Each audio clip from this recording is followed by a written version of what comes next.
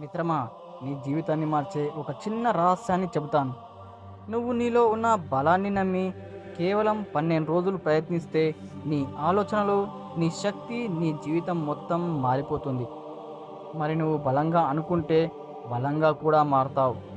ఇక చూద్దాం ఆ 12 రోజుల ప్రయాణం ఎలా ఉండాలో. మొదటి రోజు, ఆలోచన శక్తి.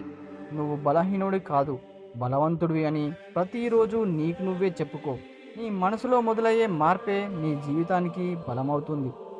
రెండో రోజు, నమ్మకం. నీ మీద నువ్వే నమ్మకం పెట్టుకో. ఇతరులు నిన్ను నమ్మకపోయినా పర్వాలేదు, కానీ నువ్వు నీ మీద నమ్మకం పెట్టుకుంటే గెలుపుదారులు స్వయంగా తెరుచుకుంటాయి. మూడో రోజు, భయం తొలగింపు. నీ భయాలను వదిలేయి. భయం అంటే ఊహల్లో ఉన్న బలహీనత. ధైర్యంగా ఒక అడుగు వేయగానే ఆ భయం కరిగిపోతుంది. నాలుగో రోజు, చిన్న విజయాలు. మిత్రమా, చిన్న విజయాలను సాధించు. ప్రతి చిన్న గెలుపు నీలో కొత్త నమ్మకాన్ని నింపుతుంది. అవే నీ పెద్ద విజయాలకు పునాదిగా మారతాయి. ఐదో రోజు, శరీరం మనసు బలం. మిత్రమా, నీ శరీరాన్ని, నీ మనసును బలంగా ఉంచు. వ్యాయామం చేయి, ధ్యానం చేయి. ఇవి నీ శక్తిని రెట్టింపు చేస్తాయి.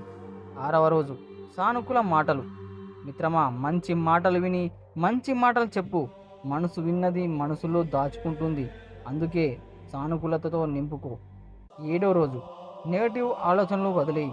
మిత్రమా, నెగటివ్ ఆలోచనలతో పోరాడు. ఒక్క నెగటివ్ థాట్ కూడా నీ బలాన్ని తగ్గిస్తుంది. అందుకే వాటిని వదిలేయి. సానుకూలతనే పట్టుకో.